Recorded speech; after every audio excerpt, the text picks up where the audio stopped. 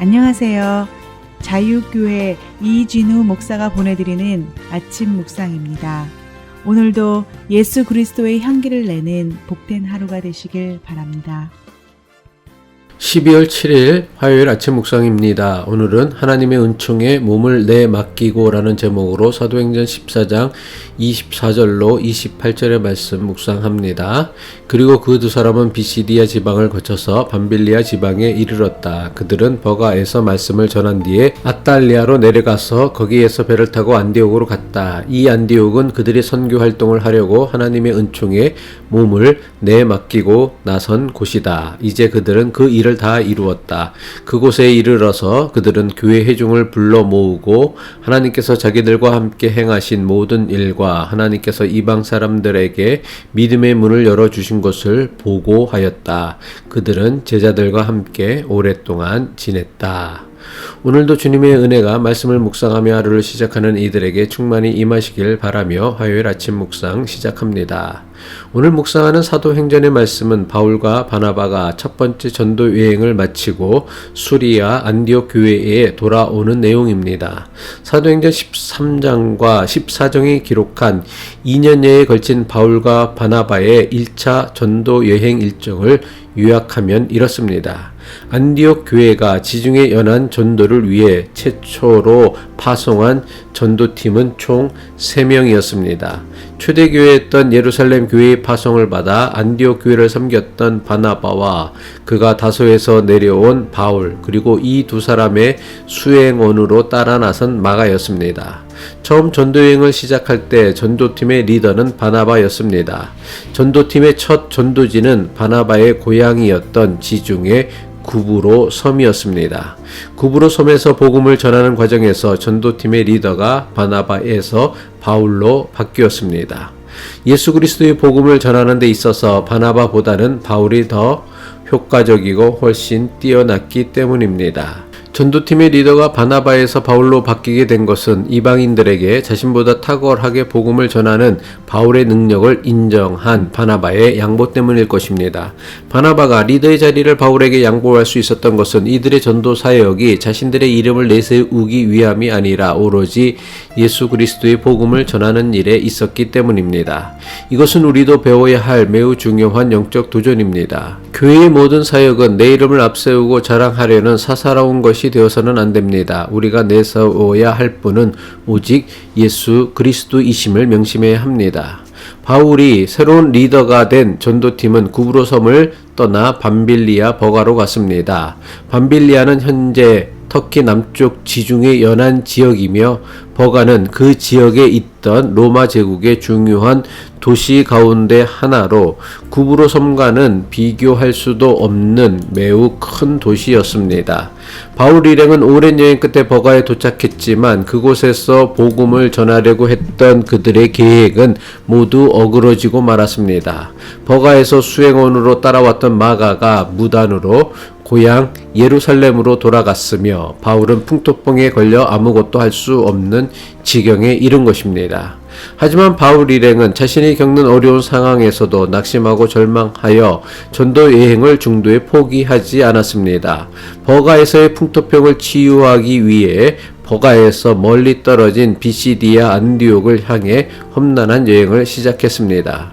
바울은 자신에게 닥친 풍토병 때문에 하나님을 원망하지 않았습니다. 새로운 길을 열어주시려는 하나님의 뜻으로 받아들였던 것입니다. 그래서 비시디아 안디옥에 도착한 바울 일행은 가장 먼저 유대인 회당을 찾아 복음을 전했고 많은 사람이 복음을 믿고 예수 그리스도의 제자가 되었습니다.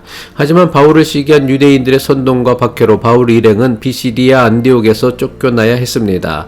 바울은 비시디아 안디옥에서 쫓겨나면서도 낙심하고 절망하기는커녕 새로운 곳으로 인도하시는 하나님의 손길이라 여겼습니다. 바울은 하나님의 인도하심을 따라 이고니온에 가서 복음을 전했고 그곳에서도 유대인들이 돌로 쳐서 죽이려고 하자 루스드라를 찾아갔습니다. 루스드라에서 복음을 전하던 중 태어나면서부터 한 번도 걷지 못한 사람을 걷게 했지만 비시디아 안디옥과 이고니온에서 바울을 쫓아온 유대인들로 인해 돌에 맞아 거진 죽음 직전까지 갔습니다. 돌에 맞아 죽음의 위기를 겪으면서도 바울은 하나님을 원망하지 않았습니다. 오히려 그 어떤 박해와 핍박도 예수 그리스도의 복음을 전하려는 자신을 막아설 수 없음을 루스드라 사람들에게 보여주었습니다. 바울 일행은 루스드라를 떠나 더베에서 복음을 전했습니다. 더베는 바울의 고향이었던 다소와 아주 가까운 곳이었습니다. 하지만 바울은 더베에서 자신의 고향 다소로 향하지 않고 자신을 박해하며 죽이려고 했던 루스드라, 이고니온 그리고 비시디아 안디옥을 다시 찾아갔습니다.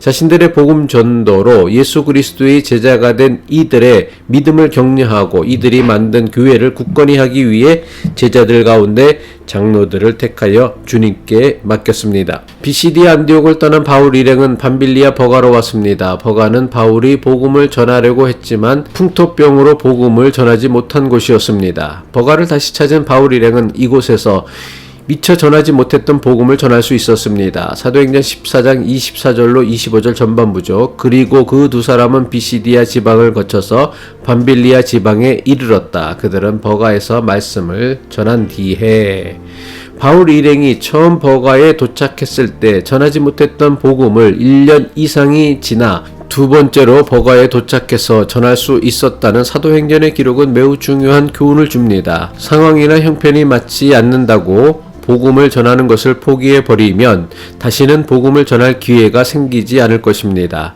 하지만 당장 복음을 전할 수 없다고 해도 포기하지 않으면 하나님께서는 반드시 복음을 전할 기회를 열어주십니다.